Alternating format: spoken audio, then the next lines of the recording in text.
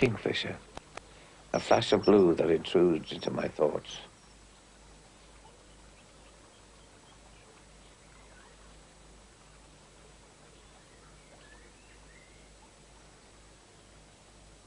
This is the backdrop to my life, a scene to be enjoyed through all seasons. The path of the water and chains and unspoiled for centuries. A clean river with virtually every species of fish in the UK, living and breeding here.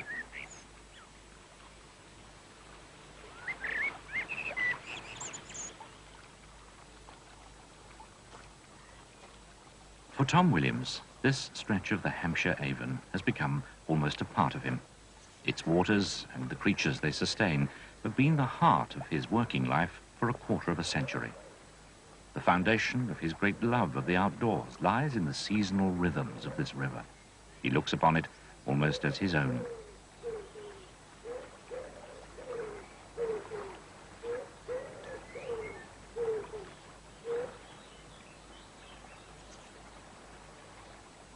I'm a river keeper employed by the Earl of Radnor on the Longford and Trafalgar estates. Lucky, for watching fish bends the mind into reasonable paths of sane and tranquil thought. We have to make an effort for our living. Their every need is brought to them by the stream.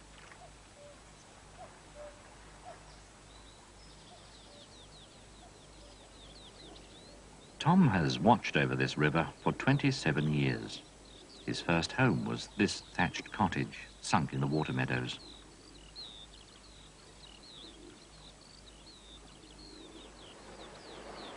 Now I have this wonderful house for life, with a mill pool and my own tame fish. Trout that I would never harm. This is Charlie, weighs all of 8 pounds.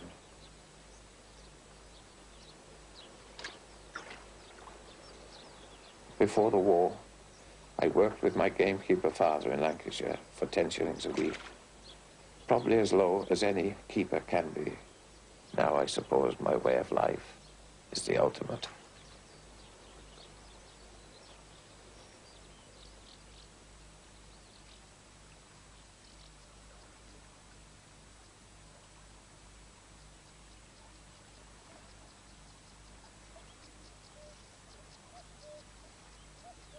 My life has been a countryman's delight, drifting through watercolours that haven't changed for 1,000 years, responsible for the 6 miles of the Hampshire Avon, formed by 5 rivers running off the chalk of Wiltshire, flowing into the sea at Christchurch.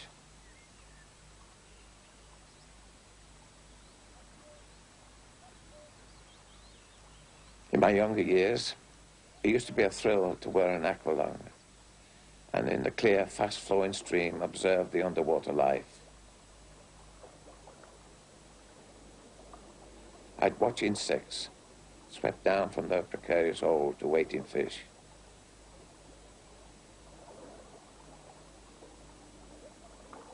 Most of us have our likes and dislikes, and the chub comes low on my list, for its appetite extends to all river life. But a shoal of roach, bright-eyed and red-finned, come close to the top. They are a delight to the eye, even though their life is often shortened by the predatory pike.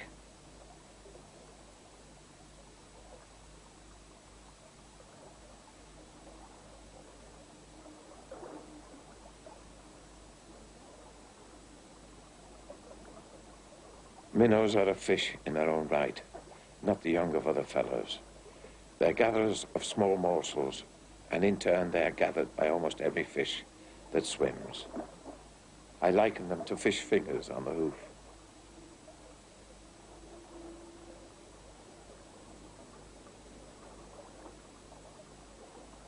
I always think the inquisitive perch is magnificent. Dorsal fin erect, like gun dogs of the underwater world, nosing into the weed in search of unwary minnows.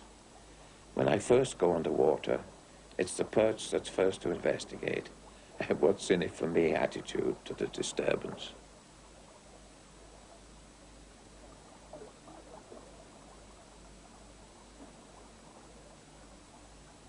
Tom knows his fish well, not just their names, but their ways. They indicate the health of the river and the change of its seasons.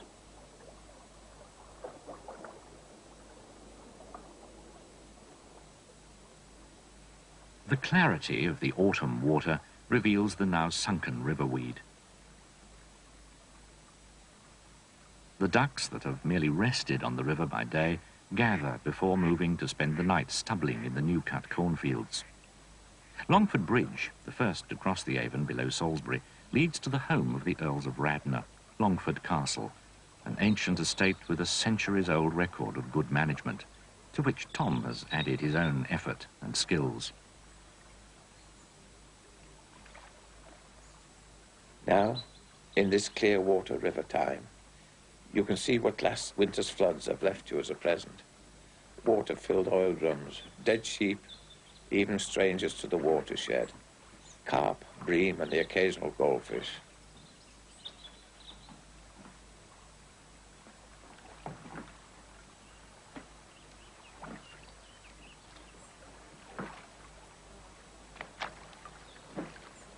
These are roach and dace.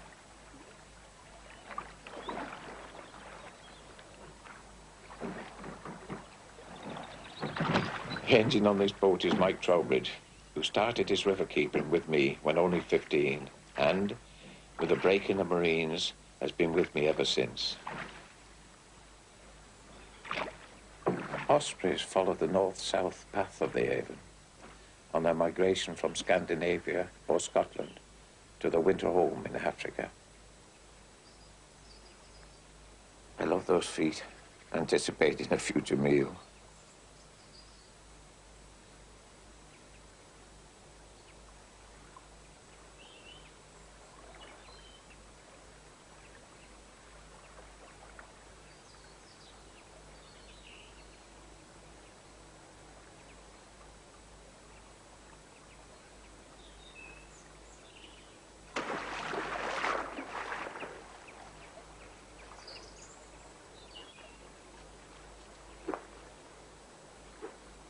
He appears a little inexperienced. Must be a young bird, for I don't think an adult would have been empty-clawed. He flies off into the mists of autumn, with the river gaining in power from late summer rains.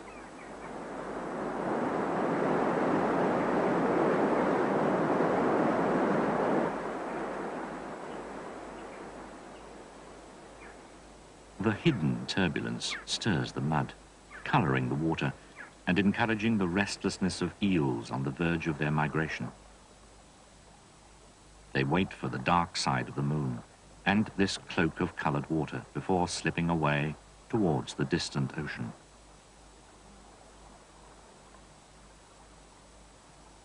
In a river, fish are always on the move. It's a highway up and down the valley. This eel follows a path leading from the chalk hills of Marlborough to the deep Atlantic. But, like many, it may not reach the mouth of Tom's River, as eels have great value as a seasonal crop.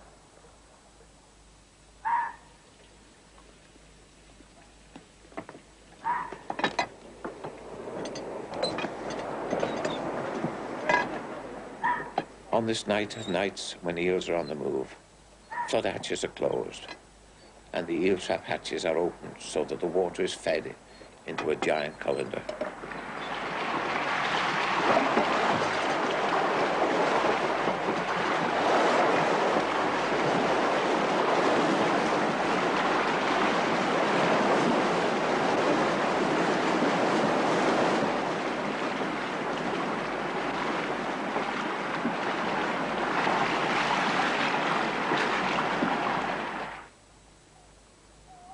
The trap sieves eels and other debris, descending with the coloured water. To a river keeper, it is fishing on a large scale. You never know what's coming into the eel trap next. Could be anything from a long dead sheep, or as happened in the past, something even more gruesome. But tonight, it's just a lot of eels.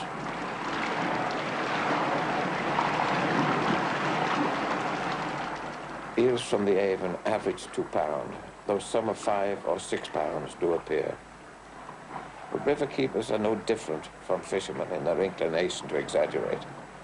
The trap upstream was boasting of catching 10 or £11 eels, and we in turn tell the story of catching an oil lamp which was still alight. We agreed that if they halved the size of the eels, we would blow out the lamp.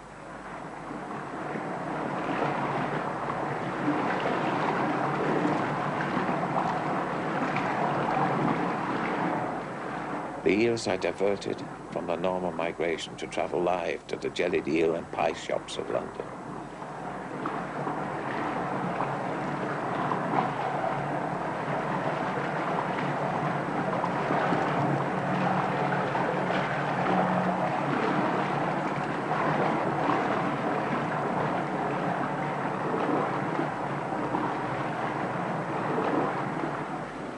Some eels do continue downriver on their October migration, and on the way pass salmon, still with the silver of the sea on their flanks, moving upstream to spawn.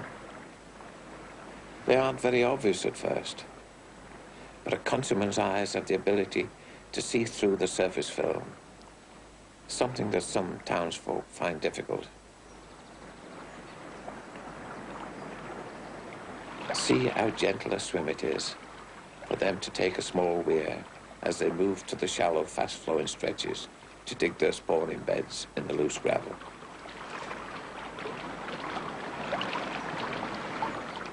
And because this place is vulnerable, wires are stretched across to hinder the poachers. Lack of vigilance in the past means many salmon have ended up in the surrounding villages, eaten with chips, and why not? For when a countryman is hungry, the river provides.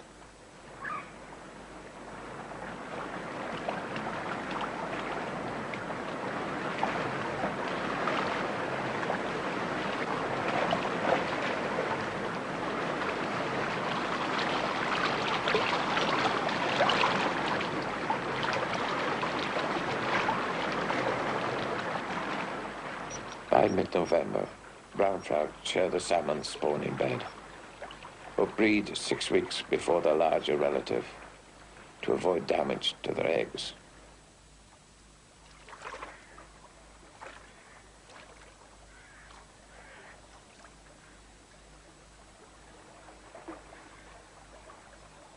As is usual in nature, the hen does the work while the cock stands by looking important. Almost a replica of our own lives, I fancy. She lifts the gravel and puts it behind her, lays the eggs, and the male mingles milk to fertilize them.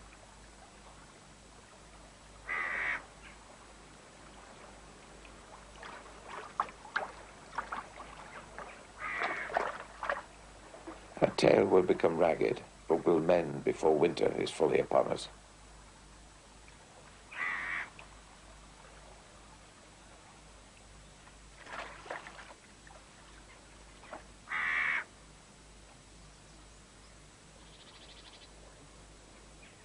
Migration satisfies a need.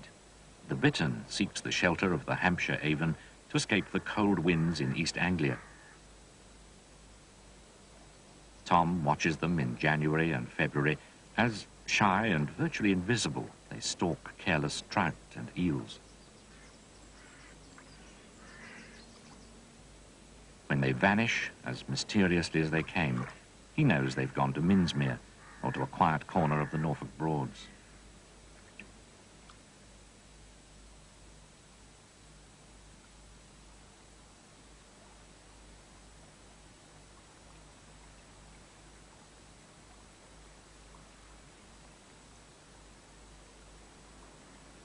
Fish, too, respond to the falling temperatures. They move into deeper, darker waters, even benefiting from the warm springs that bubble up through the gravel riverbed in several parts of this winter-gripped valley.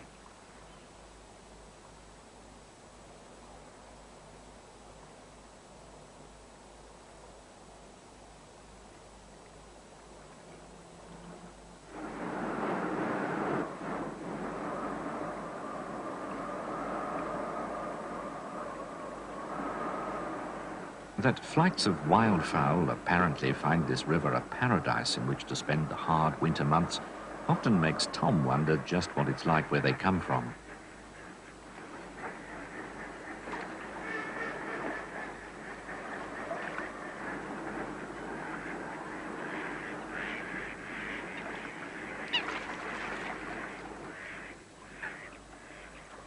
This coot lives here all year round.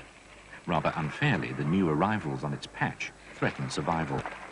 The limited amount of food available must be divided amongst so many more mouths.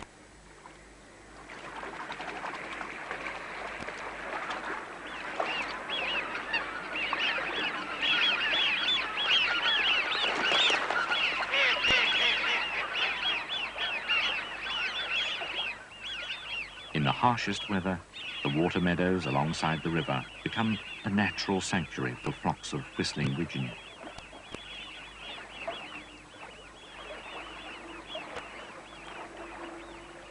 Intriguingly, the rough meadows are kept more or less ice-free by the same warm spring waters that benefited the fish. The waters spread over the fields by an ancient system of carriers and drains built 4 centuries before Tom Williams came to know this river and its inhabitants.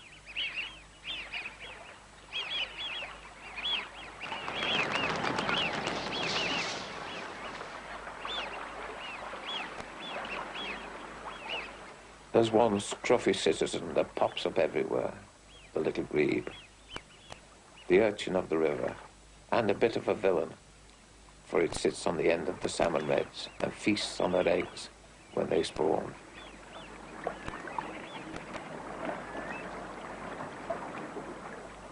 A sudden thaw sends the river over its banks and into the woods. The flood hatches are opened and the flashboards are out of the weir.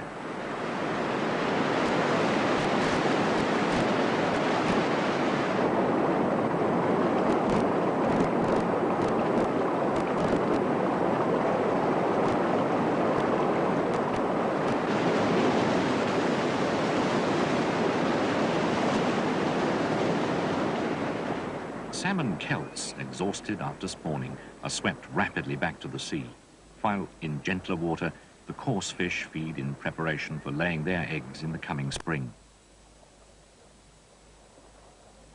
Shoals of roach pick delicately at plants and insects, acquiring the oil and fat that will sustain them through these lean months.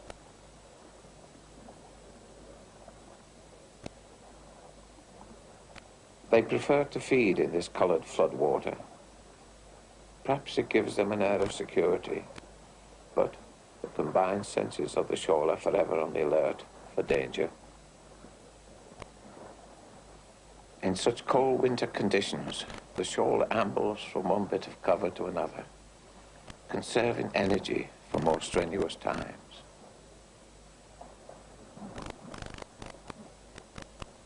It's a fish of lakes, ponds and canals, as well as rivers, and is universally popular with anglers. For most, a 2-pound roach is a fish of a lifetime.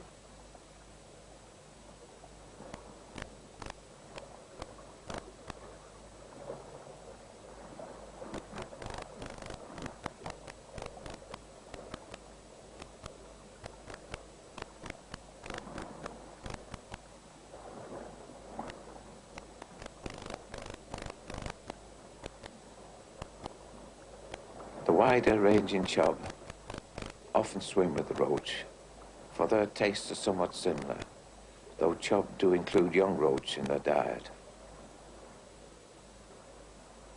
The cold makes all fish lethargic, very much as above the surface, where the river keeper is likewise affected.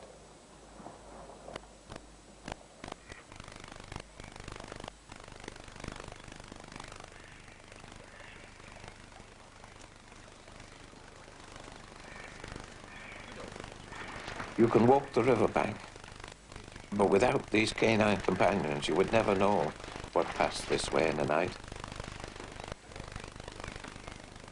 They will follow the scent of a mink or the much rarer otter, discovering where they left the riverbank and swam into the reeds, where scent lingers on the surface.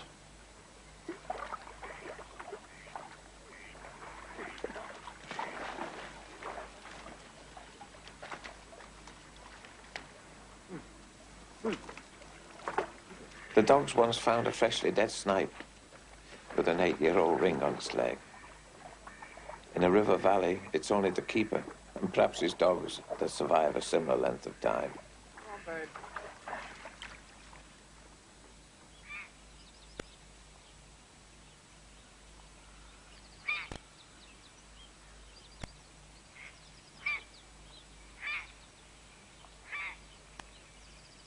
March in the heronry brings back the wide-awake heron to reconstruct last year's nest and dispute new sites.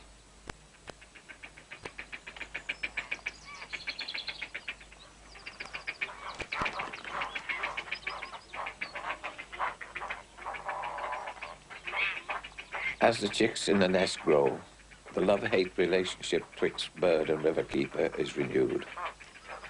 Many trout go to feed the young that we who look after anglers might resent.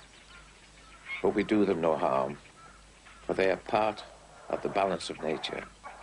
Whilst we try to make fish populations artificially high, they merely try to reduce them to normal levels.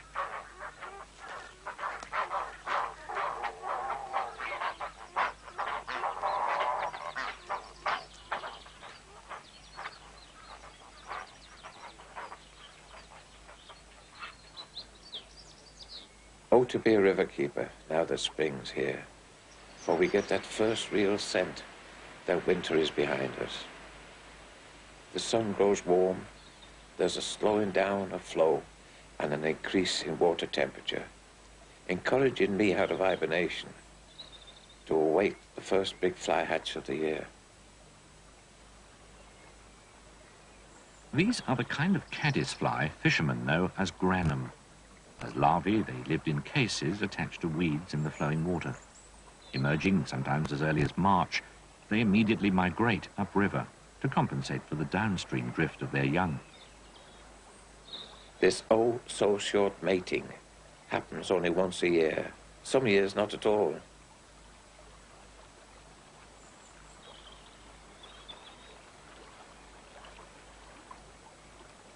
They have to lay their eggs on vegetation underwater, but have difficulty breaking the surface film.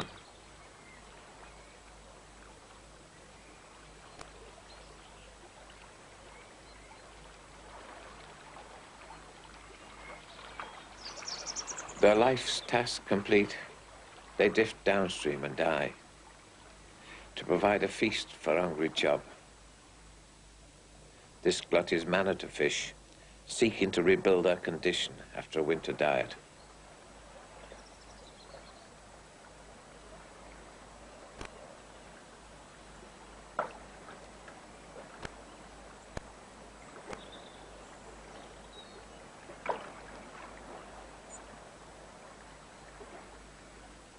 But surface-feeding fish compete with surface-feeding birds. Grey wagtails are a fast-flowing river bird and find plentiful insect life here to feed their young.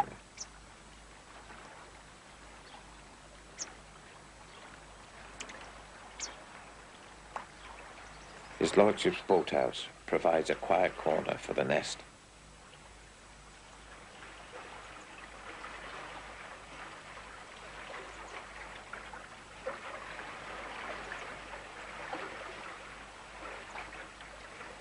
Eight young is fairly typical and guaranteed to keep Mum and Dad busy as they compete with other insect eaters recently arrived from Africa.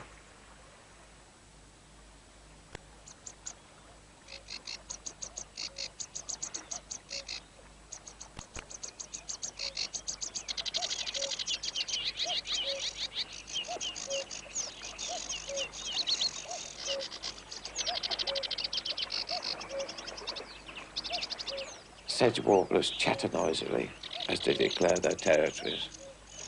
Their clamour giving me a real feeling of spring. Then pike spawning confirms it.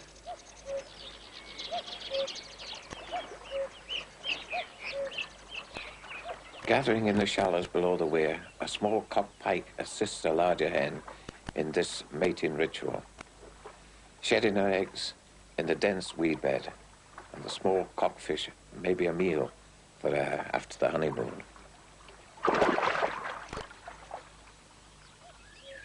Over the years, you get to know where to see fish and how to look. There's one particular fast shallow that's ideal for barbel, a fish much sought after by anglers. It is a shy creature, not suffering fools lightly, and in terms of strength, the equal of salmon. But unlike the salmon, the barbel's mating dance has to be a communal affair, otherwise breeding will not take place.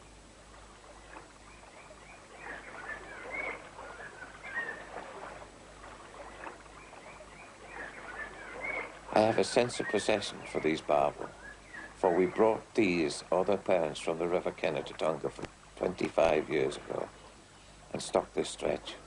Since then, they've thrived. Those pale patches are where the barbel are spawning. As their eggs expand in the water, they become adhesive enough to stick to the gravel, a necessity in the fierce current that these fish favor.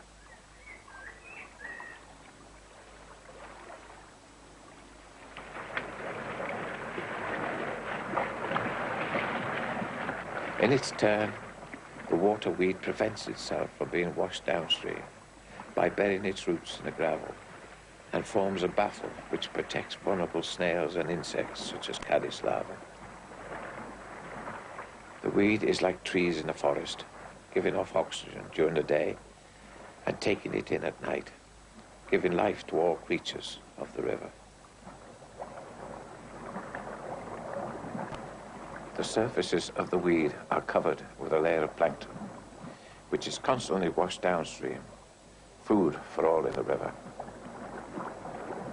One of those who benefits most is the ever-present minnow, a lover of the well-oxygenated shallows and most numerous of all fish, perhaps the most important in the Avon, for in its various age groups, it's taken by every other fish.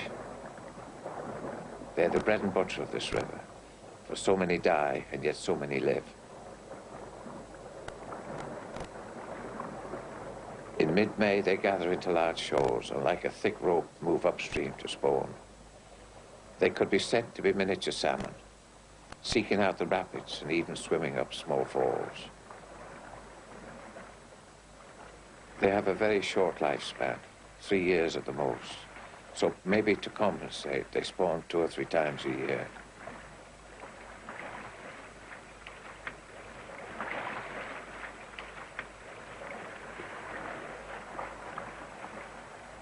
When they are ready to spawn, they congregate in the shallows and grow distinctive white markings, and males become quite red.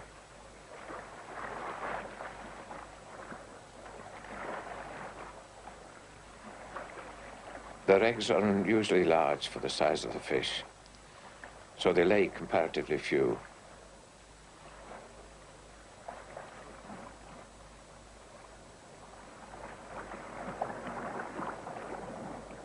Pike provide an ever-present threat, not just to minnows, but to dace, roach and chub.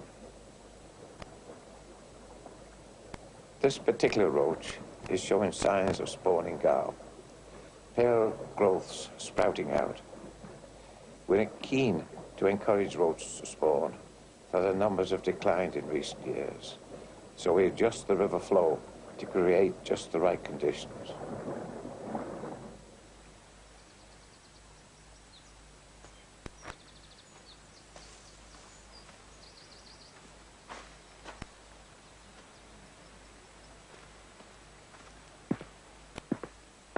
Tom must maintain the water level upstream, so these hatches must be closed once the flow of the river slackens.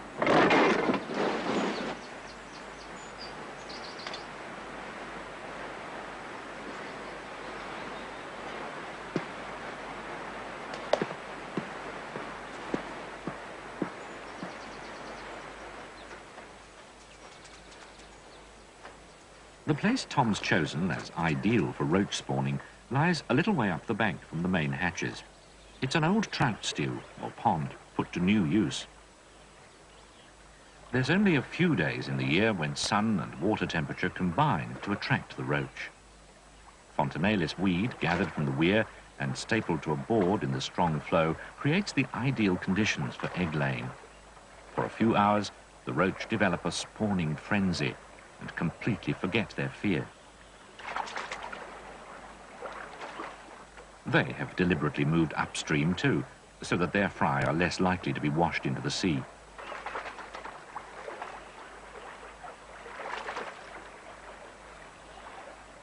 Once they've finished laying the eggs, we'll collect some and raise them in an aquarium, feed them on, and release the thousands of fry, having protected them through the most vulnerable part of their lives. But that's not all we'll do for them.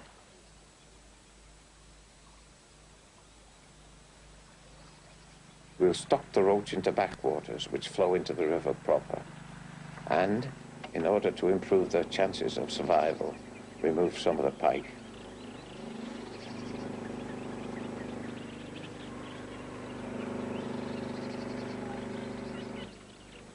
We'll catch them by passing an electric current through the water, which momentarily stuns the fish, but does them no lasting harm. These are roach we stocked last year, but all the fish are affected briefly. That's a 3/4 pound brownie.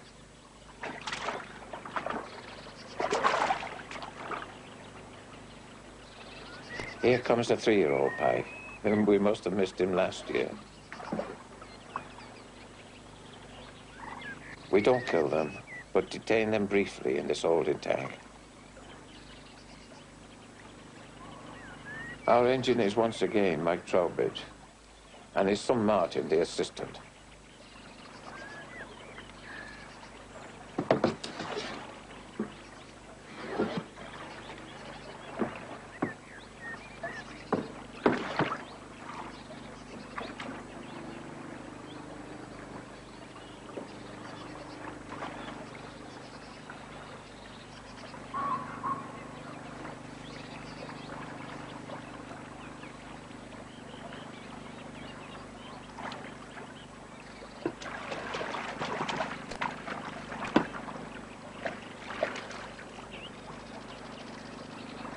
That's a 5-year-old, a fine-looking female, not far off spawning.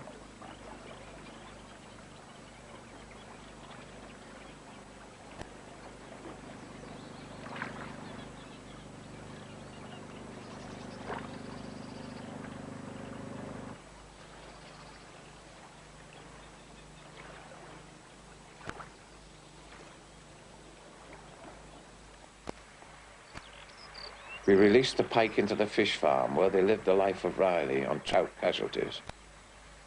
But I don't suppose they appreciate the change, despite their assured diet. For here, they must search for their food rather than wait for the river current to bring it to them.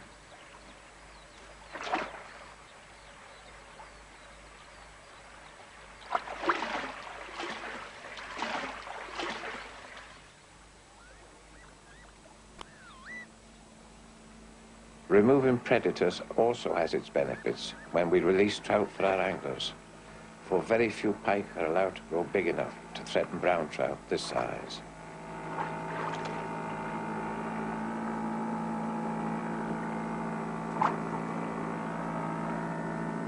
It takes these fish 2 or 3 days to settle down, to get used to the fact that the man with the feed bucket isn't visiting 3 times a day.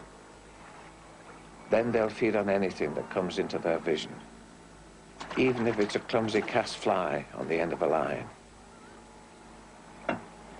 These conditions are the happy hunting ground for anglers we term fishmongers, who will stoop to devious methods to take their limit, or even more, ignoring the beauty of the fish and the sporting spirit of a true countryman.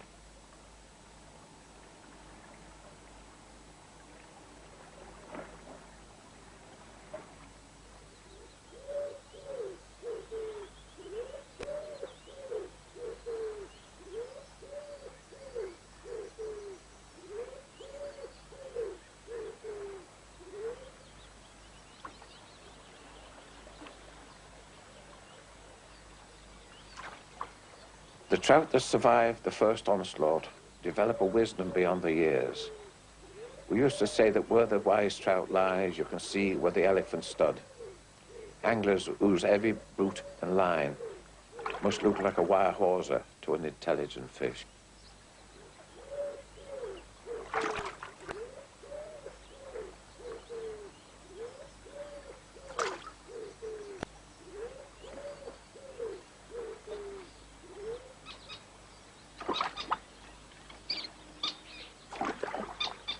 The coot and the moorhen, like the trout, eat insects, amongst other things, and compete, but not on friendly terms, particularly when young moorhens have just hatched.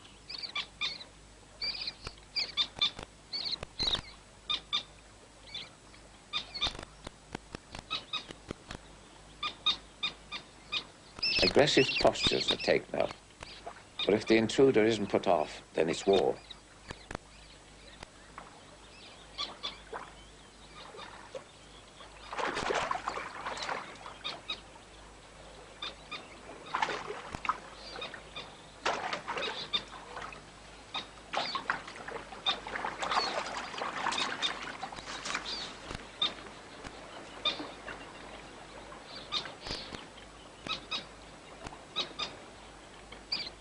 You must admit that the moorhen is a great cause of commotions, whereas the coot is normally a little more docile.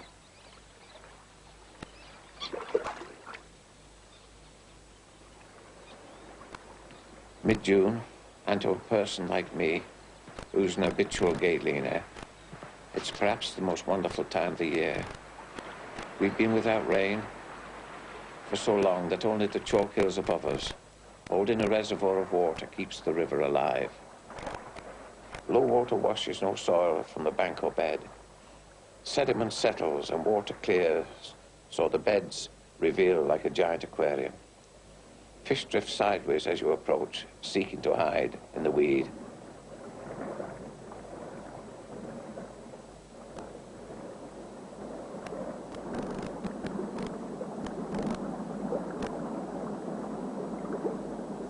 They still have plenty to eat. Algae coats the stones and is eaten by minnow and caddis.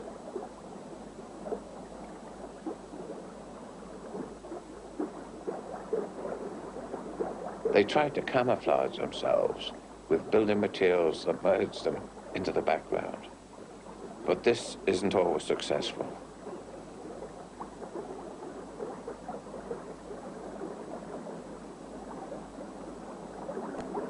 The graceful grayling, sometimes referred to as the lady of the stream, sucks in caddis and stones by the mouthful and takes what she needs, ejecting the rest. She must have a mouth like a coffee grinder.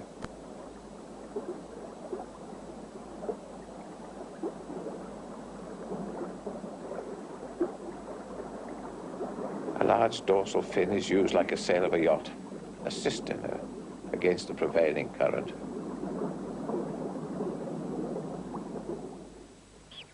The river also provides for other mouths. Young coots have left the nest and are fed on weed and the insects that cling to it. Meat and veg in each mouthful.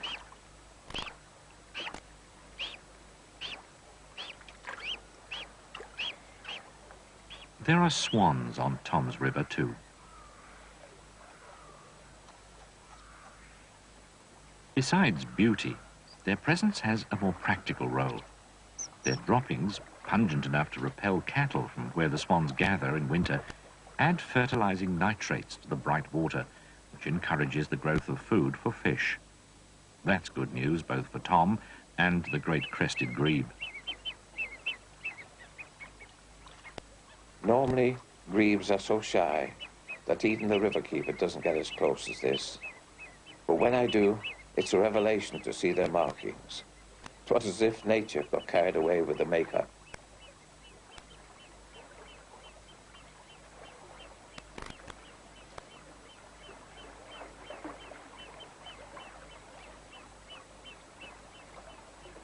The cockbird provides most of the food for the chicks. Hunting small fish, sometimes small eels, but usually it's the poor old minnow.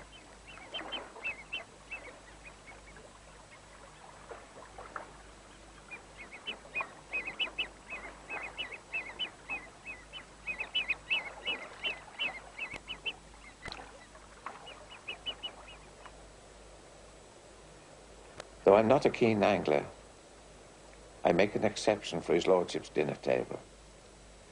Salmon that have moved up in the spring seek the shadow of overhanging trees, or in this case Longford Bridge, and there they sit under the middle arch, almost comatose, waiting for their eggs to mature for a winter spawning. If their minds are capable of considering the future, let's give them a reminder of the past. Their food at sea includes a prawn, so we'll test that memory. This must surely be an angler's lucky dip, or unlucky. You never know whether there's a fish there, and, if so, its size. It could be anything from 6 pounds to 36. You can't see the fish and he can't see you. See, we've hooked the bottom, and you tighten on the bottom. And you can come up with anything from a bunch of weed. Oh, whoa, whoa, whoa, whoa, it's moving. Something else, it's a fish. He's a good one, too.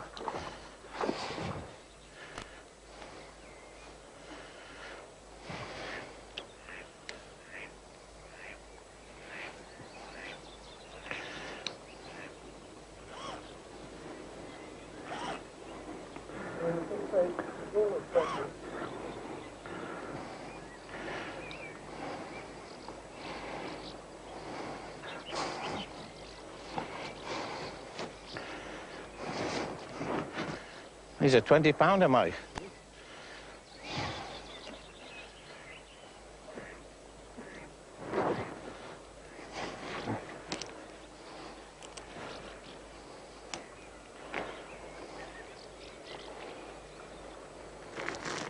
He's coming up onto the far side now. My God, he is a good one, Mike. See him now?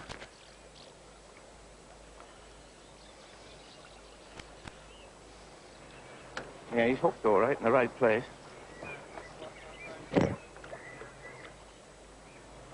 Not as fresh as the one we had the other day, Mike.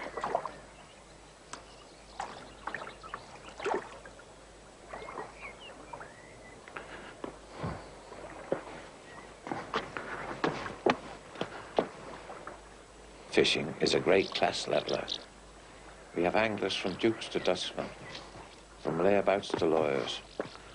All are equal within a common interest. The only connection between us is the river bank and this passion for fishing.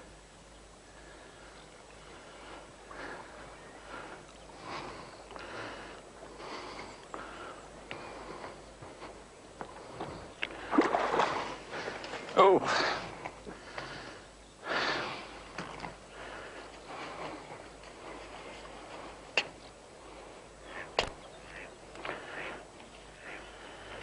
$20, Mike? That's worth a couple of scotches, Mike, isn't it?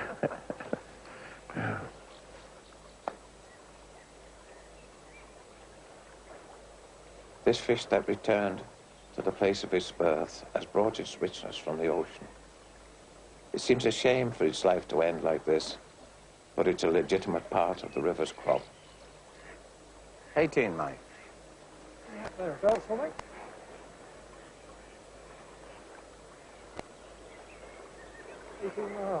Lovely. It looked heavier in the water, didn't it? When it was going. Didn't have to go at times, didn't it? Yeah. Mind you, I think wouldn't have had the tension on quite as hard. By the beginning of August, the volume of water flowing downstream is only a trickle compared with the powerful surge of early spring. The sedges, rushes and river weed have reached the end of their growth and have but a short life ahead before the autumn decay. But whilst the weed survives, it does the essential task of holding the water back and keeping the water table high and the riverside fields green. Tom has watched closely over his river for more than a quarter of a century. This year, he's making his last professional round as river keeper. Below the surface, the comings and goings of fish have more or less ceased. The river, at its lowest, all hatches are closed. There's little water to spare for the weirs. Flowers hedge the paths and fields, creating interest as I walked the river.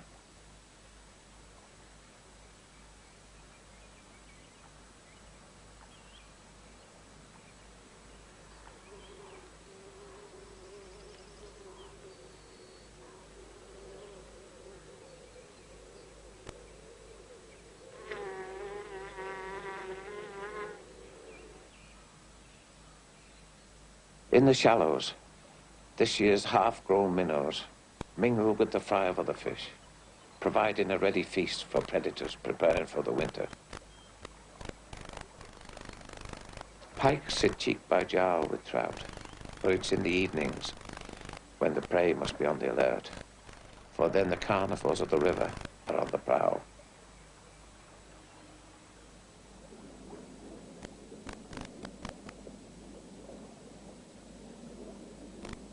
Perch move out of deeper water to hunt minnows, safe in a shoal, but not if they feed on their own.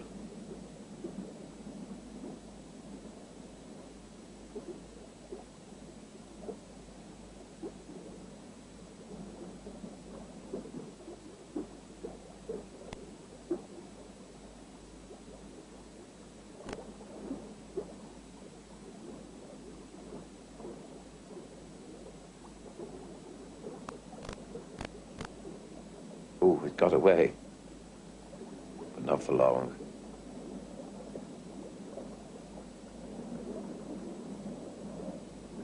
Magnificent fish, isn't it?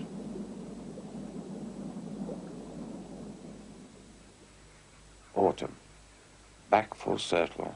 The year on the river ends or starts again. I've been watching water here for 27 years, and each year is different. Drought years, flood years, years when salmon never came up and eels never went down. And now, on my retirement, it's as if it's beginning all over again. Time has gone so quickly. More than half my work in life on this one patch. But each day, there's been something new. And it hasn't ended even now. For Mike, who has taken over, would have to ban me from the water if that's to be the end of it. But as he won't, I hope for a few more years to drift with the stream.